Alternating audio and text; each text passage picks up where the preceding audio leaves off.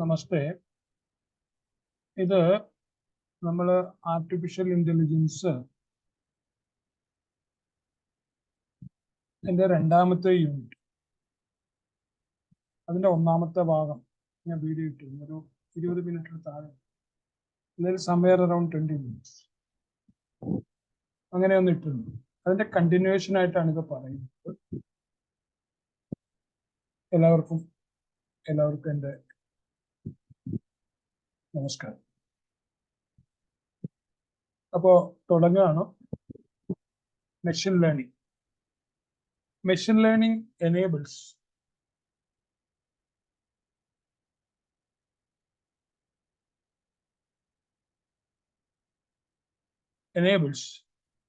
machine to improve at a task with experience. അപ്പോൾ ആ ചെയ്യുന്ന കാര്യങ്ങൾ പരിശീലനത്തിന്റെ ഫലമായി ഇംപ്രൂവ്ഡ് ആവും.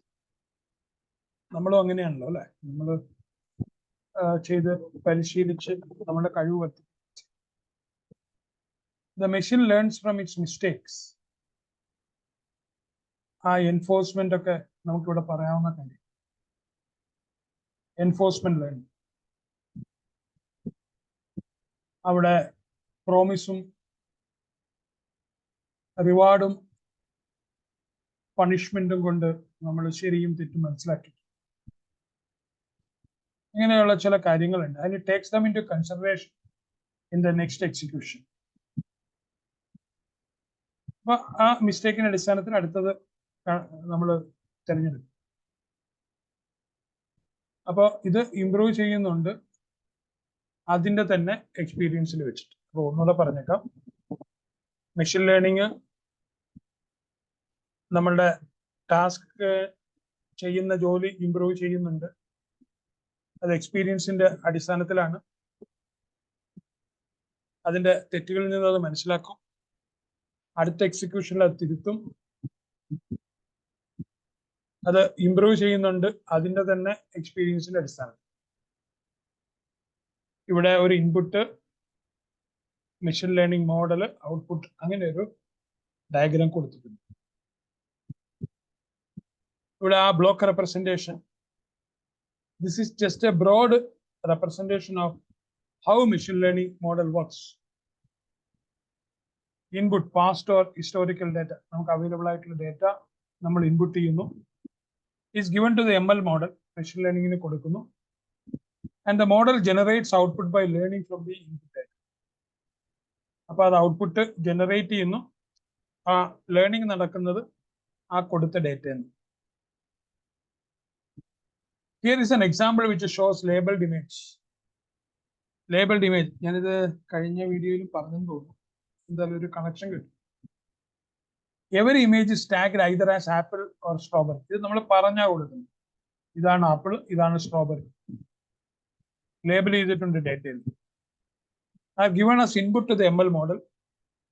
ML model learns from the input data to classify between apples and strawberries. പിന്നെ അങ്ങനെ പഠിപ്പിച്ചു കഴിയുമ്പോൾ ആപ്പിൾ കൊടുത്ത ആപ്പിൾ ആണെന്നും സ്ട്രോബെറി കൊടുത്ത സ്ട്രോബെറി ആണെന്നും അത് പറയും. അതാണ് ML model learns from the input data to classify between apples and strawberries for predicts the correct output. അപ്പോൾ ഇത് ആ കറക്റ്റ് ഔട്ട്പുട്ട് പറയുന്നതാണ്. മെഷീൻ ലേണിംഗിന്റെ എക്സാമ്പിൾസ് പറയുക. ഓബ്ജക്ട് ക്ലാസിഫിക്കേഷൻ, വസ്തുക്കള് തിരിക്കുക, തരംതിരിക്കുക. ഷർട്ടിനെ, ആക്സസറീസിനെ, ഇതിനെയൊക്കെ തരംതിരിക്കുക നമ്മൾ ചെയ്യുന്നത്. Identify and labels object present within image or data point. അപ്പൊ അതിനകത്തുള്ള ഡേറ്റയെ നമ്മൾ തരംതിരിക്കുന്നു, വസ്തുതകൾ. It determines the category and object belongs. അപ്പൊ അത് ഏതിലാണ് പെടുത്തേണ്ടത് അതൊക്കെ നമ്മൾ മനസ്സിലാക്കുന്നു. Anomaly detection. അനോമലി ഡിറ്റക്ഷൻ എന്ന് പറഞ്ഞു കഴിഞ്ഞാൽ അതില് സാധാരണ വരാത്ത കാര്യങ്ങൾ, അതാണ് അനോമലി എന്ന് പറയുന്നത്. Unexpected things hiding in our data, അതാണ് അനോമലി എന്ന് ഉദ്ദേശിക്കുന്നത്. പ്രതീക്ഷിക്കാത്ത കാര്യങ്ങൾ ഡേറ്റയിൽ ഉണ്ടാകും. നമ്മുടെ ഹാർട്ട് റേറ്റ് ട്രാക്ക് ചെയ്യുന്നു, അതിനകത്ത് വലിയൊരു സ്പൈക്ക് കാണുന്നു, അത് അനോമലിയാണ്. അവിടെ അത് ഫ്ലാഗ് ചെയ്യുന്നു. ഫ്ലാഗ് ചെയ്യുക എന്ന് പറയാൻ നമ്മളെ എടുത്ത് കാണിക്കുന്നു എന്താണ് ഇതിന്റെ പൊട്ടൻഷ്യൽ ഇഷ്യൂ എന്നുള്ളത് നമ്മൾ എടുത്ത് കാണിക്കും. അതാണ് അനോമലി ഡിറ്റക്ഷൻ. അപ്പൊ സാധാരണ കാര്യങ്ങൾ അത് നോക്കും. അസാധാരണമായ എന്തെങ്കിലും കണ്ണിൽ പെട്ടാൽ അത് അനലൈസ് ചെയ്യുമ്പോൾ കിട്ടിയാൽ ഇന്ന കാര്യങ്ങളാണ് അസാധാരണമായി കണ്ടതെന്ന് പറയുന്ന ഒരു സംഭവം, അത് നമുക്ക് പലപ്പോഴും ആവശ്യമുണ്ട്. അതാണ് അനോമലി ഡിറ്റക്ഷൻ. ഓക്കെ, അതൊരു വലിയ സംഭവം തന്നെയാണ്. നമ്മൾ പലപ്പോഴും ശ്രദ്ധിക്കാത്ത കാര്യമാണ്. അത് നോട്ടിഫൈ ചെയ്ത് തരുന്നുണ്ട്. Deep learning. Deep learning DL എന്ന് പറഞ്ഞു കഴിഞ്ഞാൽ software to train itself to perform task with vast amounts of data. വളരെ വലിയ എമൗണ്ട് ഡേറ്റയുണ്ട്. ഇന്ന് ഈ ഡിജിറ്റൽ ഫുട് പ്രിന്റ്സ് ഒക്കെ നമ്മൾ ചെയ്യുന്ന എല്ലാ പ്രവർത്തികളുടെയും ഡിജിറ്റൽ ഫുട് പ്രിന്റ് വീഴുന്നുണ്ട്. നമ്മൾ സാധനം വാങ്ങുമ്പോൾ, ഷോപ്പിംഗ് ചെയ്യുമ്പോൾ, നമ്മളുടെ വീട്ടിൽ സ്വിഗ്ഗിയോ അല്ലെങ്കിൽ ബാക്കിയുള്ളവർ അവരുടെ ഫുഡും മറ്റു സാധനങ്ങൾ എത്തിക്കുമ്പോൾ ഒക്കെ നമ്മൾ ഒരു കടയിൽ പോയിട്ട് സാധനം വാങ്ങും. ഇവിടെയൊക്കെ ആ ഡിജിറ്റൽ ഫുട് പ്രിന്റ്സ് വീഴുന്നുണ്ട്. അപ്പൊ ധാരാളം ഡേറ്റ ജനറേറ്റ് ചെയ്യും. നമ്മൾ ബ്രൗസ് ചെയ്യുമ്പോൾ, വാട്സപ്പ് നോക്കുമ്പോൾ, യൂട്യൂബ് നോക്കുമ്പോൾ, ഫേസ്ബുക്ക് നോക്കുമ്പോൾ ഒക്കെ ആ ഡിജിറ്റൽ പ്രിന്റ് വീഴുന്നുണ്ടാവും. നമ്മൾ ബാങ്കിങ് ട്രാൻസാക്ഷൻ നടത്തുമ്പോൾ huge amounts of data which helps it into training itself around the data. Such machines are intelligent enough to develop algorithms for themselves. അപ്പൊ അതിന് വേണ്ടുന്ന അൽഗോരിതം എന്താണെന്ന് അതിനെ തന്നെ ഡെവലപ്പ് ചെയ്യാൻ പറ്റും ഈ ഡേറ്റയുടെ പശ്ചാത്തലത്തിൽ, ഡേറ്റയുടെ ബേസിൽ. Deep learning is the most advanced form of artificial intelligence. Artificial ഇന്റലിജൻസിലെ ഏറ്റവും അഡ്വാൻസ് ആയിട്ടുള്ള മേഖലയാണ്. Out of these three, following is the block diagram of deep learning. Deep learning ഒരു ഡയഗ്രം ഇവിടെ കാണിച്ചിട്ടുണ്ട്. ഇവിടെ ആർട്ടിഫിഷ്യൽ ന്യൂറൽ നെറ്റ്വർക്ക്, നമുക്ക് നമ്മളുടെ തലച്ചോറിലെ പ്രവർത്തനത്തിന് ന്യൂറൽ നെറ്റ്വർക്ക് എന്ന് പറയുന്നു. ഇവിടെ അതിനെ മിമിക് ചെയ്തുകൊണ്ട് നമ്മൾ നോട്ട്സ് എല്ലാം വെച്ചിട്ട് ഉണ്ടാക്കുന്നുണ്ട്. അതിനെ ആർട്ടിഫിഷ്യൽ ന്യൂറൽ നെറ്റ്വർക്ക് എന്ന് പറയുന്നു. നമുക്കതിന്റെ ആ ബ്ലോക്ക് റെപ്രസെന്റേഷൻ എന്താണെന്ന് നോക്കാം. Input is given to an ANN. ANN എന്ന് പറഞ്ഞാൽ artificial neural network. And after processing, the output is generated by DL block. Our deep learning block output is generating. Here is an example which shows pixels of a bird. Pixels എന്ന് പറയുന്നത് ചെറിയ കുത്താണ്. നമ്മൾ ഏത് പടം എടുത്താലും വളരെ minute ആയിട്ടാണെങ്കിലും ചെറിയ കുത്തുകൾ കൊണ്ടായിരിക്കും അത് ഫോം ചെയ്യുന്നത്. ഇത് നമ്മുടെ സ്ക്രീനിൽ കാണുന്ന പടമാണെങ്കിലും നമ്മുടെ കയ്യിലുള്ള ഫോട്ടോഗ്രാഫ് ആണെങ്കിലും ചെറിയ പിക്സൽസ് ഓഫ് ബേർഡ് ആണ്, പിക്സൽസ് ആണ്. ആ bird image given as input to the DL model and the model is able to analyse and correctly predict. That is a bird using a deep learning. അപ്പൊ അത് കറക്റ്റായിട്ട് predict ചെയ്യാൻ പറ്റിയത് ആ deep ലേണിംഗിന്റെ എക്സാമ്പിൾസ് നമുക്ക് നോക്കാം. ഓബ്ജക്റ്റ് ഐഡന്റിഫിക്കേഷൻ, ഇവിടെ ക്യാറ്റും ഡോഗും ആണ്. നമുക്ക് അതിന്റെ എക്സാമ്പിൾ എങ്ങനെയാണെന്ന് നോക്കാം. Object classification deep learning tackles the task of identifying and labeling objects. അപ്പോൾ ഓബ്ജക്ട് ക്ലാസിഫിക്കേഷൻ ഡീപ്പ് ലേണിംഗിൽ ടാക്കിൾ ചെയ്യുന്നു, പരിഹരിക്കുന്നു, ഐഡന്റിഫൈ ചെയ്യുന്നു, ലേബൽ ചെയ്യുന്നു ഒരു ഇമേജിൽ. ആ ഇമേജിൽ എന്താണെന്ന് തിരിച്ചറിയുന്നു. It essentially uses A powerful algorithm. തീർച്ചയായിട്ടും അത് പട്ടിയുടെ പടമാണോ, പൂച്ചയുടെ പടമാണോ, മറ്റെന്തെങ്കിലും ആണോ എന്ന് ആ അൽഗോരിതം കണ്ടുപിടിക്കുന്നു. To figure out what is in a picture and categorise those things. എന്നിട്ട് അതിന്റെ അടിസ്ഥാനത്തിൽ അത് തരംതിരിക്കുന്നത്. അപ്പോ അതിന്റെ അൽഗോരിതം അങ്ങനെയൊക്കെയുള്ള റെപ്രസെന്റേഷൻ ആണ് അവിടെ കൊടുക്കുന്നത്. Digit recognition. Digital recognition in deep learning tackles the challenge of training computers to identify handwritten digits with images. ആ 0 മുതൽ 9 വരെയുള്ള അക്കങ്ങൾ വിവിധ തരത്തിൽ മനുഷ്യൻ എഴുതുന്നതിന്റെ ഒരു ലിസ്റ്റാണ് ആ ബോക്സിൽ കൊടുത്തിരിക്കുന്നത്. അപ്പോൾ ഇത് വെച്ചിട്ട് നമുക്ക് കണ്ടുപിടിക്കാൻ പറ്റും ഏറ്റവും ലാസ്റ്റ് ലൈനിൽ പല തരത്തിൽ 9 എഴുതിയിരിക്കുന്നു. സെക്കൻഡ് ലാസ്റ്റ് ലൈനിൽ പല തരത്തിൽ 8 എഴുതിയിരിക്കുന്നു. ഏറ്റവും ആദ്യത്തെ ലൈനിൽ ഓരോരുത്തരും 0 എഴുതുന്നതിന്റെ വ്യത്യാസമാണ്. രണ്ടാമത്തെ ലൈനിൽ ഓരോരുത്തരും 1 ഇടുന്നതിന്റെ വ്യത്യാസം, 2 എഴുതുന്നതിന്റെ വ്യത്യാസം. ഇതാണ് നമ്മുടെ ഹാൻഡ് റിട്ടന്റെ 0 മുതൽ 9 വരെ വ്യത്യസ്തമായ രീതിയിൽ ഓരോരുത്തർ എഴുതുന്നത് കാണിച്ചിരിക്കുകയാണ്. ഇത് നമ്മൾ ഡീപ്പ് ലേണിംഗിൽ ഉപയോഗിക്കുകയും നമ്മൾ കൈകൊണ്ട് എഴുതി തിരിച്ചറിയുകയും ചെയ്യും. അതാണ് ചെയ്യുന്നത്. ഇതിൽ നമ്മൾ ഉപയോഗിക്കുന്ന ടെക്നോളജി ടെർമിനോളജി. ആ ടെർമിനോളജി എന്താന്ന് നോക്കാം. അതിലുപയോഗിക്കുന്ന ടേംസും ആ ടേമിന്റെ അർത്ഥം. What is data? ഡേറ്റ എന്താണ് ഇവിടെ? Data is information in you. ഏത് ഫോമിലുള്ള ഡേറ്റയും, അത് പിക്ചർ ആകാം, സൗണ്ട് ആകാം, ഇമേജ് ആകാം, വീഡിയോ ആകാം, ടെക്സ്ച്വൽ ഡേറ്റ ആകാം, ഡിജിറ്റൽ ഡേറ്റ ആകാം. അപ്പൊ data is information in any form. Example, A table with information about fruits is data. ഇവിടെ ഫ്രൂട്ട്സിനെ കുറിച്ച്, ഫലങ്ങളെ കുറിച്ചുള്ള, പഴങ്ങളെ കുറിച്ചുള്ള ഒരു ടേബിളാണ്.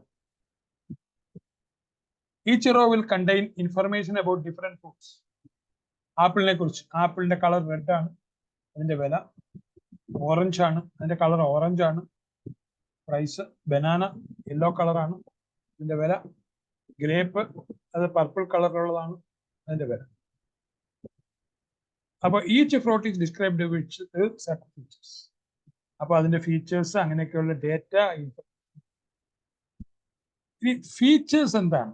അതായത് ഒരു വസ്തു ഉണ്ടെങ്കിൽ ആ വസ്തുവിന്റെ സവിശേഷതകൾ. ഇപ്പോ നമ്മള് ഒരു സ്റ്റുഡന്റിന്റെ ഫീച്ചേഴ്സ് എന്താ? സ്റ്റുഡന്റിന് ഒരു പേര് കാണും. സ്റ്റുഡന്റ് ഒരു വീട്ടിൽ നിന്നായിരിക്കും വരുന്നത്, അല്ലെ? Home address. സ്റ്റുഡന്റ് ഇന്ന ക്ലാസ്സിലായിരിക്കും പഠിക്കുന്നത്, ഇന്ന സ്കൂളിലോ കോളേജിലോ ആയിരിക്കും പഠിക്കുന്നത്. These are the features of A student. അപ്പൊ ഇവിടെ ഫ്രൂട്ടിന്റെ ഡേറ്റാ സെറ്റില് അതിന്റെ പേരും കളറും സൈസും അതൊക്കെ അതിന്റെ ഫീച്ചറാണ്. അതാണ് some features are special, they are called labels. അതിനെ നമ്മൾ ലേബൽ എന്ന് വിളിക്കും. അപ്പോൾ ഫീച്ചർ എന്ന് പറയുന്ന സവിശേഷത, ഒരു വസ്തുവിന്റെ പ്രത്യേകത. ഒരു ബുക്ക് ആണെങ്കിൽ അതിന്റെ ഫീച്ചർ എന്താന്ന് ചോദിച്ചാൽ എത്ര പേജ് ഉണ്ടാകും, അത് വിലയിട്ടതാണോ വിലയിടാത്തതാണോ, എന്താ വില, ഏതെങ്കിലും കമ്പനിയുടേതാണോ, അതാണ് അതിന്റെ ഫീച്ചേഴ്സ്. ഇനി labels. Data labelling is the process of attaching meaning to data. ആ ഡേറ്റയ്ക്ക് വില കൊടുക്കുന്ന, അല്ലെങ്കിൽ അതിനൊരു മീനിങ് കൊടുക്കുന്നത് ലേബൽസ്. 18 രൂപ അല്ലെങ്കിൽ $1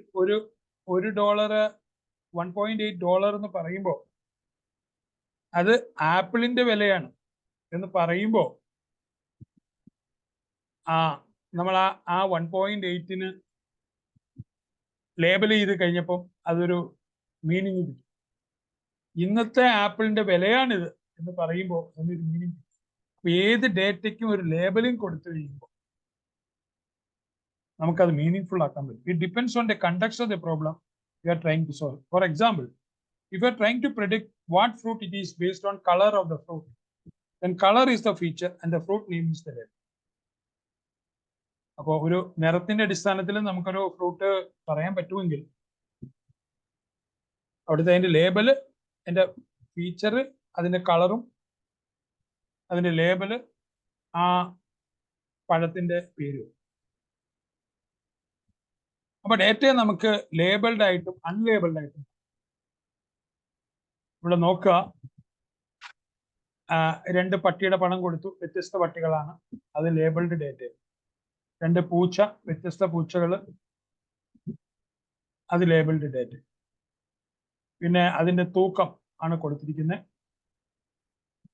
പട്ടിയുടെയും പൂച്ചയുടെയും. ഈ അൺലേബിൾഡ് ഡേറ്റയിൽ ഒന്നുമില്ല. Data which some tag or label is attached, അത് നെയിം ആകാം, ടൈപ്പ് ആകാം, നമ്പർ ആകാം. അൺലേബിൾഡ് റോ ഫോം ഓഫ് ഡേറ്റയാണ്, അതിന് ഒരു ടാഗും അറ്റാച്ച് ചെയ്തിട്ടില്ല. നമ്മൾ ഇതുമായിട്ട് ബന്ധപ്പെട്ട ടെർമിനോളജികളാണ് പഠിക്കുന്നത്. ഈ ടെർമിനോളജി വെച്ചിട്ടാണ് നമ്മളോട് ആ വിഷയം നമ്മളോട് സംസാരിക്കുന്നത്. അപ്പോൾ ടെർമിനോളജികൾ നമുക്ക് പരിചയം ഉണ്ടായിരിക്കും. ആ ടേംസ്, ഈ കണ്ടക്സ്റ്റിൽ ഡേറ്റ എന്ന് പറഞ്ഞാൽ എന്താ, ഫീച്ചർ എന്ന് പറഞ്ഞാൽ എന്താ, ട്രെയിനിങ് ഡേറ്റാ സെറ്റ് എന്ന് പറഞ്ഞാൽ എന്താ? അത് നമ്മളുടെ എയുടെ കണ്ടക്സ്റ്റിൽ ആ ടെർമിനോളജിയാണ് നമ്മളിവിടെ പറഞ്ഞത്. Training data set is a collection of examples given to the model to analyse and learn. അപ്പൊ ഇവിടെ ഡേറ്റാ സെറ്റ് ട്രെയിനിങ് എന്ന് ഉദ്ദേശിച്ച അതൊരു എക്സാമ്പിൾസ് ഗിവൺ ടു ദ മോഡലാണ് അനലൈസ് ചെയ്യാനും ലേൺ ചെയ്യാനും.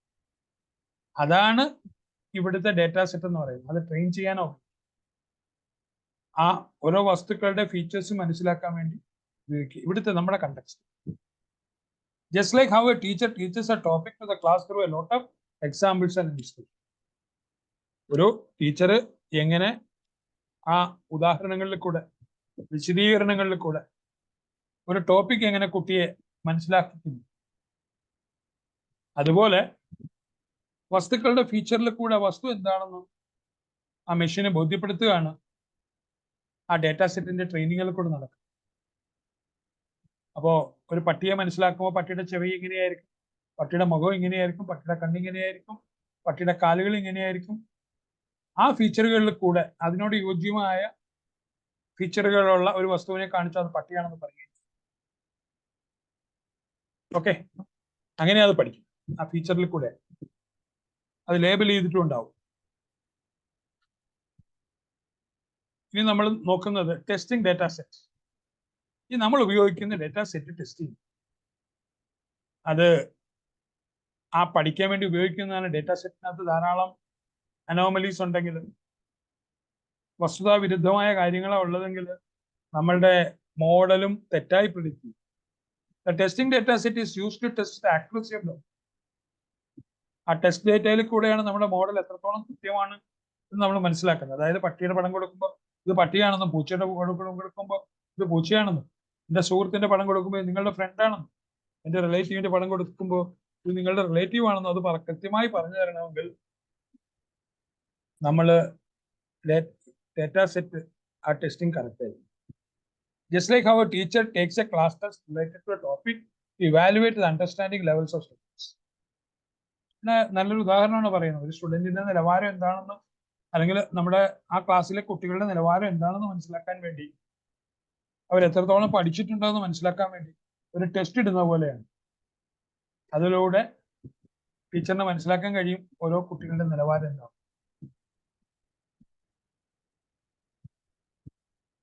അപ്പൊ ടെസ്റ്റ് പെർഫോം ചെയ്യുന്നത് ലേബിൾഡ് ഡേറ്റ ഇല്ലാണ്ടാണ്. പിന്നെ എന്നിട്ട് അതിന്റെ റിസൾട്ടും ലേബിൾസും ആയിട്ട് വെരിഫൈ. ഇനി എന്തിനാണ് modelling? Classification of models in rule based approach and learning approach. നമ്മൾ എയുടെ കാര്യം പറഞ്ഞു തുടങ്ങിയപ്പോഴേ പറഞ്ഞു അത് രണ്ട് കാറ്റഗറി ഉണ്ട്, റൂൾ ബേസ്ഡ് അപ്രോച്ചും ലേണിംഗ് അപ്രോച്ചും. റൂൾ ബേസ്ഡ് ഒരു പ്രോഗ്രാമാറ്റിക്കൽ സംഭവമാണ്, അൽഗോരിതമിക് ആണ്. ലേണിംഗ് എങ്ങനെ ഡേറ്റാ ബേസ്ഡ് ആണ്, ഡേറ്റാ സെറ്റിനെ ബേസ് ചെയ്തിട്ടാണ്. In general, there are two approaches taken by researchers when building AI models. രണ്ട് approach. They either take a rule-based approach or learning approach. രണ്ടിൽ ഏതെങ്കിലും. A rule-based approach is generally based on data and rules put to the machine. അതിനകത്തുള്ള ഡേറ്റയും അതിന് നമ്മൾ അത് എങ്ങനെ interpret ചെയ്യണം, നമ്മൾ കൊടുക്കുന്ന റൂളും, അങ്ങനെ അത് ഡിസിഷൻ നടത്തുന്നു. Where the machine react according to deliver the desired output. വേണ്ട ഔട്ട്പുട്ട് നമ്മുടെ മെഷീൻ തരും. Under learning approach, the machine is fed with the data and desired output to which the machine designs its own algorithm. ആ ഡേറ്റകളുടെ അടിസ്ഥാനത്തിൽ, ആ മനസ്സിലാക്കലിന്റെ അടിസ്ഥാനത്തിൽ, ആ feature മനസ്സിലാക്കിയതിന്റെ അടിസ്ഥാനത്തിൽ, അതിന്റെ റൂൾസ് അനുസരിച്ച് to match the data to the decide output fed in the machine, അതിനനുസരിച്ച് അത് ആ ഔട്ട്പുട്ട് തരും. AI model refers to developing algorithms called models which can be trained to get intelligent outputs. So, ആ നമ്മൾ കൊടുത്ത data സെറ്റിന് അനുസരിച്ച് algorithm ഉണ്ടാക്കുന്നതിനെയാണ് നമ്മളിവിടെ മോഡൽസ് എന്ന്. അതാണ് സംഭവം. അപ്പൊ AI മോഡലിംഗ് എന്ന് പറഞ്ഞാൽ നമ്മളുടെ ഡേറ്റയുടെ അടിസ്ഥാനത്തിൽ ഉണ്ടാക്കുന്ന അൽഗോരിതത്തിനാണ്. ആ ട്രെയിൻഡ് ഡേറ്റയിൽ നിന്നാണ് ആ ഇന്റലിജന്റ് ഔട്ട്പുട്ടും ഉണ്ടാകുന്നത്. ഇങ്ങനെയാണ് നമ്മുടെ മെഷീനെ, നമ്മുടെ സിസ്റ്റത്തിനെ ആർട്ടിഫിഷ്യൽ ഇന്റലിജന്റ് ആക്കുന്നത്. ഇത് നോക്കുക, ഇത് ജനറലി ഉള്ളൊരു ക്ലാസിഫിക്കേഷൻ ആണ്. AI models, AI algorithms. നമ്മൾ മോഡൽ എന്താന്ന് പറഞ്ഞു, ഡെവലപ്പിംഗ് അൽഗോരിതംസ് ആണ്. അത് ലേണിംഗ് ബേസ്ഡ് ആണ്. ഇത് നമ്മൾ സാധാരണ റൂൾ ബേസ്ഡ് പറയുന്നത് നമ്മൾ പഠിക്കുന്ന സാധാരണ നമ്മൾ പഠിക്കുന്ന പ്രോഗ്രാമൊക്കെ വെച്ചിട്ട് ഔട്ട്പുട്ട് ഉണ്ടാക്കും. അതിനകത്ത് നമുക്ക് റൂൾ വെച്ചിട്ട് അത് ബിൽഡ് ചെയ്യാൻ പറ്റും, പ്രോഗ്രാം ലോജിക്. അങ്ങനെ ആ പ്രോഗ്രാം ലോജിക്കിന്റെ അടിസ്ഥാനത്തിൽ അത് ഇന്റലിജൻസ് തരുന്നതാണ് റൂൾ ബേസ്ഡ്. താരതമ്യേന പഴയ ഒരു മെത്തേഡ്. ഇന്ന് ലേണിംഗ് ബേസ്ഡ് ആണ്. ഡേറ്റ കൊണ്ടാണ് അത് ലേൺ ചെയ്യുന്നത്. ആ ഡേറ്റയുടെ പഠനത്തിന്റെ അടിസ്ഥാനത്തിൽ അൽഗോരിതം തിരഞ്ഞെടുക്കുകയും അത് നമുക്ക് വേണ്ട ഔട്ട്പുട്ട് തരികയും ചെയ്യും. അപ്പോ അതിനകത്ത് മെഷീൻ ലേണിംഗ് ഉണ്ട്, ഡീപ്പ് ലേണിംഗ് ഉണ്ട്. മെഷീൻ ലേണിങ്ങിനെ നമ്മൾ അൺസൂപ്പർവൈസ്ഡ് ലേണിംഗ് ആയിട്ടും റീഇൻഫോഴ്സ്മെന്റ് ലേണിംഗ് ആയിട്ടും പറയും. സൂപ്പർവൈസ്ഡ് ലേണിംഗും മെഷീൻ ലേണിംഗിന്റെ ഭാഗമാണ്. സൂപ്പർവൈസ്ഡ് ലേണിംഗിൽ ലേബലുകൾ നമ്മൾ കൊടുക്കും. അൺസൂപ്പർവൈസ്ഡ് ലേണിംഗിൽ ലേബലുകൾ അത് കണ്ടുപിടിക്കും. എൻഫോഴ്സ്മെന്റ് ലേണിംഗിൽ ശരി തെറ്റുകൾ മനസ്സിലാക്കി പ്രവർത്തിക്കും, റിവാർഡ് ആൻഡ് പണിഷ്മെന്റിന്റെ അടിസ്ഥാനത്തിൽ. അത് അടുത്ത ഇറ്ററേഷനിൽ, അടുത്ത എക്സിക്യൂഷനിൽ ആ ശരി പറയും, വെച്ചാൽ മിസ്റ്റേക്ക് എന്ന് മനസ്സിലാക്കി. ഡീപ്പ് ലേണിംഗിൽ ന്യൂറൽ നെറ്റ്വർക്ക്, നമ്മുടെ തലച്ചോറിന്റെ പ്രവർത്തനത്തിന് സമാനമായ ഒരു ന്യൂറൽ നെറ്റ്വർക്ക്സ്, അതിലൂടെ കാര്യം പ്രഡിക്റ്റ് ചെയ്യും. കൺവല്യൂഷൻ ന്യൂറൽ നെറ്റ്വർക്ക്സും ഉണ്ട്. നമുക്ക് ആ കൺവല്യൂഷൻ CNN അതിന്റെ ഡീറ്റെയിൽസ് വരുന്നുണ്ട്, നമുക്കത് നോക്കാം. ഇവിടെ താഴെ അത് എക്സ്പ്ലെയിൻ ചെയ്യുന്നുണ്ട്. റൂൾ ബേസ്ഡ്, നമ്മൾ ഡേറ്റ കൊടുക്കുന്നു, പ്രോഗ്രാം കൊടുക്കുന്നു, അതിനനുസരിച്ച് ആൻസർ വരുന്നു. Relationship or patterns in data, അത് നമ്മൾ പറഞ്ഞ rule based approach refers to AI modelling where the relationship or patterns in data defined by the developer, നമ്മൾ സാധാരണ പ്രോഗ്രാം ചെയ്യുന്നതാണ് ഈ പറയുന്നത്.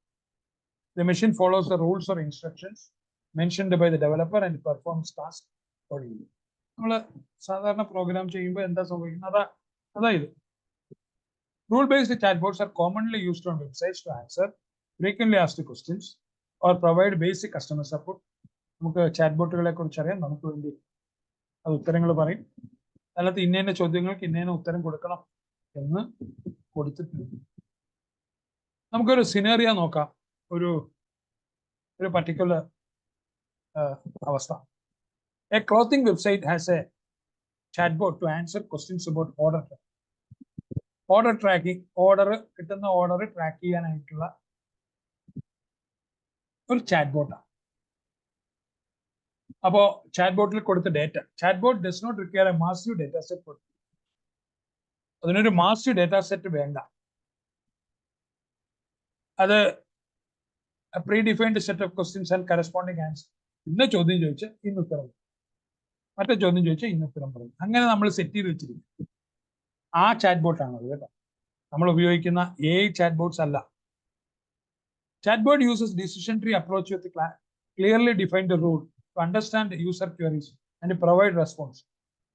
അപ്പൊ അവിടെ ഡിസിഷൻ ട്രീ ഒക്കെ ഉണ്ട്. ഒരു ട്രീയുടെ രീതിയിൽ അത് അറേഞ്ച് ചെയ്തൊക്കെ വെച്ചിട്ടുണ്ട്. അത് അറേഞ്ച് ചെയ്ത് വെക്കുന്നതിന് ട്രീയുടെ രീതിയിൽ അറേഞ്ച് ചെയ്ത് വെക്കാന്ന് പറയും. ഡിസിഷൻ ട്രീയുടെ ശരിയാണെങ്കിൽ ആ ബ്രാഞ്ചിൽ പോവുക, പിന്നെ അതുമായിട്ട് ബന്ധപ്പെട്ട കാര്യങ്ങളായിരിക്കും ആ ബ്രാഞ്ചിൽ വരുന്നത്. അപ്പൊ ഓരോ കാര്യത്തിനും ഓരോ ബ്രാഞ്ചാണ്. അപ്പൊ ആദ്യത്തെ യെസ് ഓർ നോ അനുസരിച്ച് ആ ബ്രാഞ്ചിൽ പോയി, പിന്നെ അടുത്ത യെസ് ഓർ നോ അനുസരിച്ച് അതിന്റെ സബ് ബ്രാഞ്ചിൽ പോയി, പിന്നെ യെസ് ഓർ നോ അനുസരിച്ച് അതിന്റെ സബ് ബ്രാഞ്ചിൽ പോയി. അങ്ങനെ പറയാം. അങ്ങനെ ഒരു ബ്രാഞ്ചിങ് രീതിയിലാണ് അല്ലെ.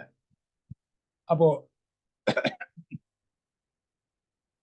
ഇപ്പോ നമ്മള് ഗ്യാസ് ബുക്ക് ചെയ്യുക അങ്ങനെയൊക്കെ പറയുമ്പോ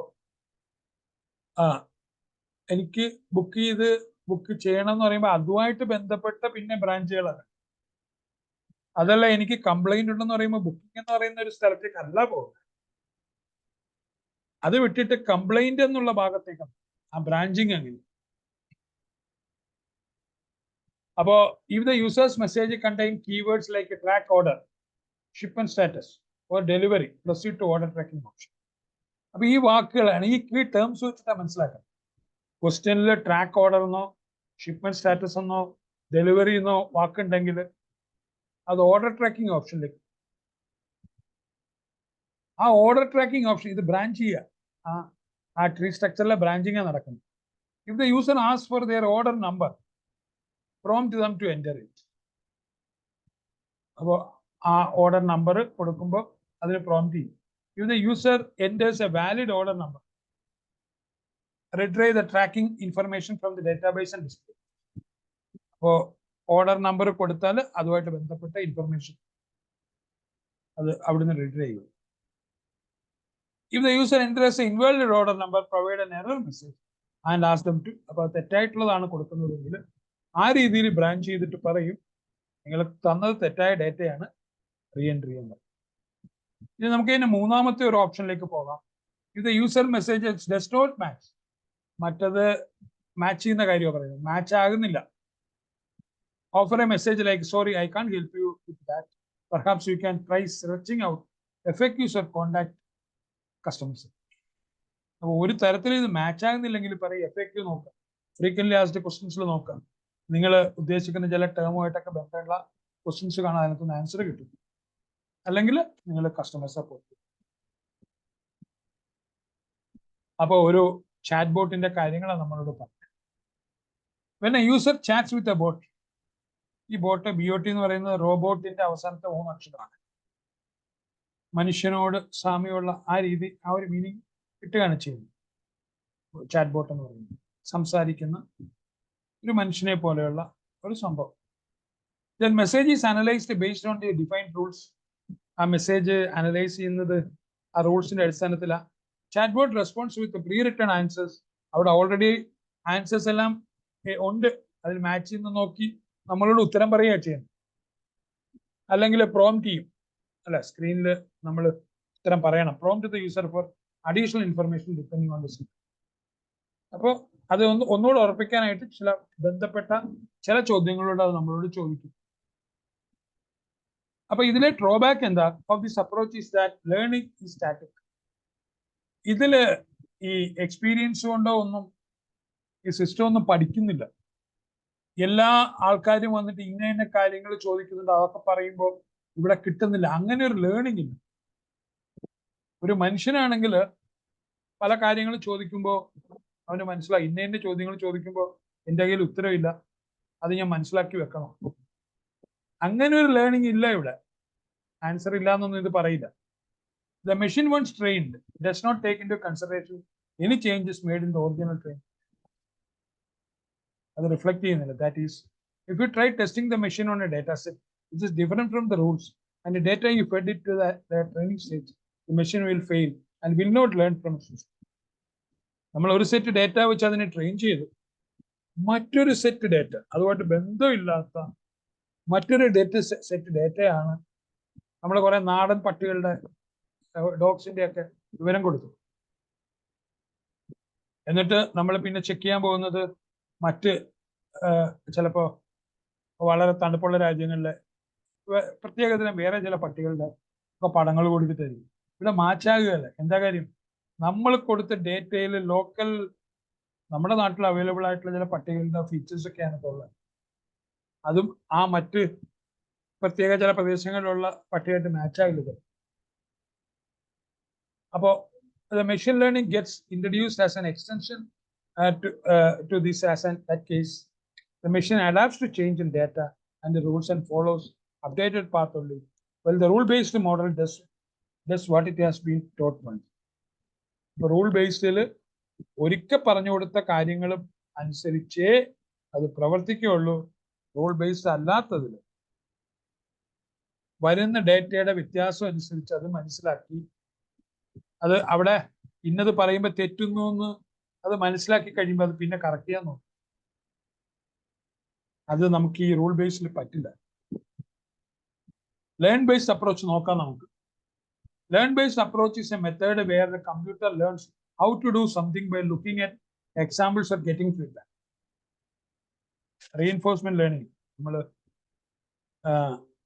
പണിഷ്മെന്റ് റിവാർഡൊക്കെ വെച്ചിട്ടാണ് തോന്നുന്നത്.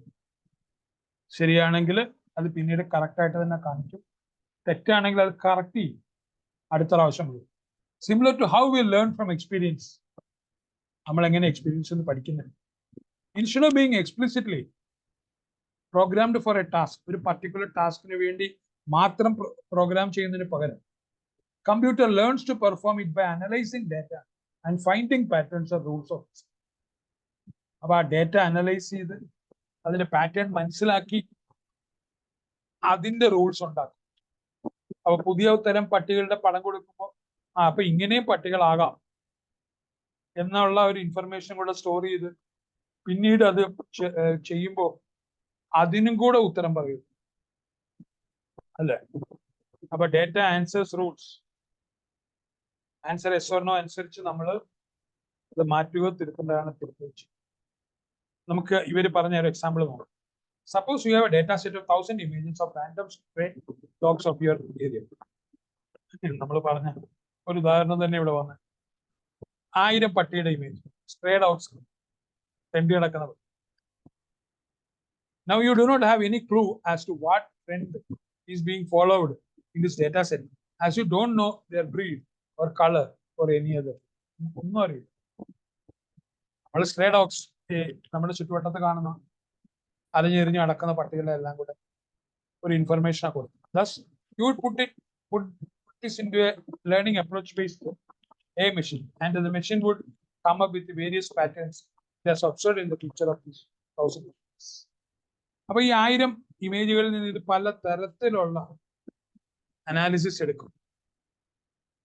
അതിന്റെ കളർ വെച്ചിട്ട്, സൈസ് വെച്ചിട്ട്, ഫസ്റ്റ് ടൈം അതിന്റെ കൂട രോമം എല്ലാം വെച്ചിട്ട്. It might also come up with some very unusual clustering algorithm which you might not have in approach. ചിലപ്പോൾ ഇത് ഈ പഠനത്തിന്റെ അടിസ്ഥാനത്തില് നമ്മൾ തീരെ പ്രതീക്ഷിക്കാത്ത ചില ലേണിംഗ് പാറ്റേണും കൂടെ കൊണ്ടുവരും. നമ്മളത് കൊണ്ടുവന്ന് കഴിയുമ്പോഴാണ് മനസ്സിലാകുന്നത്, ആഹാ ഇങ്ങനെ ചില കാര്യങ്ങൾ ഇതിനകത്ത് ഉണ്ടല്ലോ, നമുക്ക് മനസ്സിലാക്കാൻ കഴിഞ്ഞില്ലല്ലോ എന്ന് നമുക്ക് തോന്നും. ഇപ്പൊ അൺലേബിൾഡ് ഡേറ്റ ട്രെയിനിങ്ങിൽ കൊടുക്കുന്നു. അതില് output based on the pattern observed by the machine, based on the size, right, based on the color. അപ്പൊ ഇങ്ങനെ ഒരു ലേണിംഗ് ബേസ്ഡ്. അപ്പോ ഇനി അടുത്ത ഒരു ഭാഗത്തേക്ക് കടക്കുക. You can say that it refers to the AI modeling where the machine learns by itself. അപ്പോ AI മോഡലിംഗിൽ അത് തന്നെത്താൻ പഠിക്കുക ചെയ്യുന്നത്. Under the learning based approach, the AI model gets trained on the data fed to it and then is able to design a model which is adapted to the change in data. അപ്പോൾ അതിനെ ഇണങ്ങുന്ന വിധത്തിൽ അതിനിണങ്ങുന്ന വിധത്തിൽ മാറ്റം ഉണ്ടാകും. That is, if the model is trained with X type of data and a machine designs the algorithm around it, model would modify itself according to the changes which occur in the data so that all exceptions are handled in this. എന്തെങ്കിലും മാറ്റം വന്നാൽ അതിനെ കൂടെ accommodate. അതാണ് machine. ഇവിടെ ഒരു ഉദാഹരണം പറയുന്നുണ്ട്. Learning based spam email. Spam എന്ന് പറഞ്ഞാൽ നമ്മൾ പ്രതീക്ഷിക്കാതെ, നമ്മൾ ആവശ്യപ്പെടാതെ നമ്മളിലേക്ക് എത്തുന്ന മെയിലിന് സ്പാം എന്ന് പറയും. നമ്മൾ പറഞ്ഞിട്ട് വരുന്നതല്ല, പല സ്ഥാപനങ്ങളും അയക്കുന്ന മെയിൽ നമ്മളിലേക്ക് എത്തും. Filter is a computer program that automatically identifies whether an incoming email is spam or. അപ്പൊ ഇത് തന്നെത്താൻ മനസ്സിലാക്കും വരുന്ന ഇമെയിൽ സ്പാം ആണോ അല്ലയോ, നമ്മൾ ആവശ്യപ്പെട്ടിട്ട് വരുന്നതാണോ അല്ലയോ. Instead of being explicitly programmed, നമ്മൾ ഇങ്ങനെയൊക്കെയുള്ളതല്ല നമ്മുടെ മെയിലിന്റെ റിപ്ലൈ എന്നൊക്കെ വെച്ച് പ്രോഗ്രാം ചെയ്യുന്നതിന് പകരം the filter learns from examples of labeled emails during a training. ആ ട്രെയിനിങ് ഫേസിൽ ആ ലേബിളിന്റെ അടിസ്ഥാനത്തിൽ അത് മനസ്സിലാക്കി. ആ ട്രെയിനിങ് ഘട്ടത്തില് the filter is provided with a large data set. ഒരു ഇമെയിലിന്റെ വലിയൊരു ഡേറ്റാ സെറ്റ് കൊടുക്കുന്നു. Each labelled as either spam or legitimate. അവിടെ ഏതാണ് സ്പാം, ഏതാണ് ലെജിറ്റിമേറ്റ്, കൃത്യതയുള്ളത്, നമുക്ക് വേണ്ടത്. The filter analysis the content and the characteristics of these images such as words used. ഇത് നമ്മൾ ഇന്ന് പല സ്ഥലങ്ങളിലും നന്നായിട്ട് ഉപയോഗിക്കുന്നു. ഉദാഹരണത്തിന് തൊഴിൽ മേഖല, ഒരു പർട്ടിക്കുലർ സ്കില്ലുള്ള ഒരാൾക്ക് ഒരു ഇന്റർവ്യൂ നടത്തുക റിക്വയർമെന്റ്. അപ്പൊ നമ്മൾ ആ സ്പാമില് വരുന്ന ബയോഡേറ്റയുടെ ഇമെയിലില് അതിന് ആ സ്കില്ലുമായിട്ട് ബന്ധപ്പെട്ട കാര്യങ്ങൾ മാത്രം സ്പെസിഫൈ ചെയ്യും. നമുക്ക് ആയിരക്കണക്കിന് പതിനായിരക്കണക്കിന് മെയിലുകൾ നമുക്ക് ആവശ്യമുള്ള മെയില് മാത്രം അത് തിരഞ്ഞെടുത്ത് നമുക്ക് തരും. വലിയൊരു ജോലി നമുക്ക് അവിടെ കുറയ്ക്കാം. അല്ലെങ്കിൽ പതിനായിരക്കണക്കിന് മെയില് തരത്തിരിക്കാൻ തന്നെ ആൾക്കാർ വേണം. അത് വായിച്ചു നോക്കി എന്താണെന്ന് മനസ്സിലാക്കാൻ ആൾക്കാർ വേണം. അപ്പൊ ആ കീ ടേം വെച്ച് ഇത് തിരിച്ചറിയും. ആവശ്യമുള്ളത് മാത്രം പിന്നെ അത് മാത്രമേ എടുക്കൂ. ഇപ്പോ പലപ്പോഴും ഓർഗനൈസേഷനുകൾ മാർക്കറ്റിങ്ങുമായിട്ട് ബന്ധപ്പെട്ട ധാരാളം ഇമെയിലുകൾ വരും. നല്ല ക്വിക്കായിട്ടുള്ള കസ്റ്റമർ സർവീസ് കൊടുക്കുന്നതാണ് ഒരു സ്ഥാപനത്തിനെ കുറിച്ച് നല്ലത്. അപ്പൊ ധാരാളം മെയിൽ വരും. ഇതിനകത്തെ ഒരു നല്ലൊരു കസ്റ്റമർ റെസ്പോൺസ് കൊടുക്കേണ്ട മെയിൽ ഏതാണെന്ന് തിരിച്ചറിയാൻ ബുദ്ധിമുട്ടാവും. അപ്പം അതിനെയൊക്കെ നമുക്ക് ഫിൽറ്റർ ചെയ്ത്, അതായത് അവിടെ സ്ഥാപനം ഉദ്ദേശിക്കുന്നത് ഒരു ജെനുവിൻ കസ്റ്റമറിനെ നല്ലവണ്ണം സപ്പോർട്ട് ചെയ്യാന്നുള്ളതാണ്. അതോടുകൂടി വേർഡ് ഓഫ് മൗത്ത് കിട്ടും, വീണ്ടും കൂടുതൽ സെയിൽസ് നടത്തും. ആവശ്യമില്ലാത്ത ധാരാളം മെയിൽ വരും. അതിന് മറുപടി പറഞ്ഞില്ലെങ്കിലും വലിയ കുഴപ്പമൊന്നുമില്ല, അല്ലെ ഒരു ഫ്ലാറ്റ് മറുപടി പറഞ്ഞാൽ മതി. ഈ തരംതിരിവിൽ അവർക്ക് ബിസിനസ് കൂട്ടാനും കസ്റ്റമർ റിലേഷൻസ് മെച്ചപ്പെടുത്താനും ഒക്കെ പറ്റില്ല. അത് ബയോഡേറ്റയുടെ കാര്യത്തിലും അങ്ങനെയാണ്. ഇന്ന് പല സ്ഥാപനങ്ങളുടെയും ബയോഡേറ്റ ലക്ഷക്കണക്കിന്, ചിലപ്പോൾ 5 or 10 വേക്കൻസിക്കായിരിക്കും ലക്ഷക്കണക്കിന് വരും. അതെങ്ങനെ തരംതിരിക്കും? ഇത് ആ ഇമെയിൽ സ്പാം ഫിൽറ്റേഴ്സ് എല്ലാം വെച്ച് തരംതിരിക്കാൻ പറ്റും. ആ ജോലി വളരെ എളുപ്പത്തിലാക്കാൻ പറ്റും. അവിടെ ഒരു ലേണിംഗ് ബേസ്ഡ് ഉണ്ട്. Once trained, the filter can classify no incoming emails as spam or not spam based on the patterns is learned. പാറ്റേണിൽ നിന്ന് മനസ്സിലാക്കിയത് ഇത് കണ്ടിന്യൂസ്ലി അഡാപ്റ്റ്സ് ആൻഡ് ഇംപ്രൂവ്സ്. അത് നിരന്തരം ചേഞ്ചുകൾ വരുത്തിക്കൊണ്ടിരിക്കുകയാണ്, ഇംപ്രൂവ് ചെയ്തുകൊണ്ടിരിക്കുകയാണ്, അതിന്റെ ആക്യുറസി കൂടിക്കൊണ്ടിരിക്കുകയാണ്. പുതിയ എക്സാമ്പിൾ വെച്ച് learning based approach allows the filter to effectively identify and filter out spam emails. Spam emails filter out ചെയ്യാൻ, helping users manage their email inbox more efficiently. അപ്പൊ അവരുടെ അത് മാനേജ് ചെയ്യാൻ പറ്റും. നമുക്ക് ഇവിടെ തൊട്ട് categories of machine learning based models തൊട്ട് അടുത്ത വീഡിയോയിൽ ഒക്കെ നോക്കാം. തൽക്കാലം